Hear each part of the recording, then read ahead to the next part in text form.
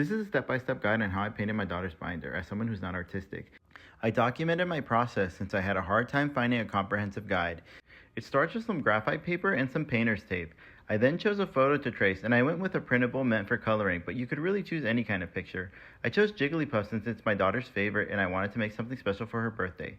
Before I began, I tried looking for some guides on how to do this, but I really only found some tips here and there, and I took all those together for this project. I started by taping the graphite paper onto the binder very lightly so the page would not move.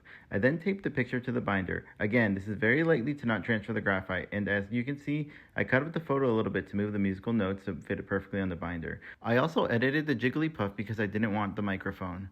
Once everything was down, I lightly traced the photo and the musical notes with a pen. It is very important to only put pressure on the areas that you want to trace, because the pressure will transfer anything through the graphite paper. And I'm going to be honest, I was questioning my tracing skills throughout this entire time because you really can't see what's going on between the graphite paper and the binder, but I was pleasantly surprised that this picture was traced nearly perfect. I also used acrylic markers for this, which I've had no experience with, so to practice, I used the musical notes to trace and practice some line work and understand the behavior of acrylic markers. And at this point, I was pretty happy with the results so far and decided that that was enough for today. Follow for part 2 and to see more tips on the process.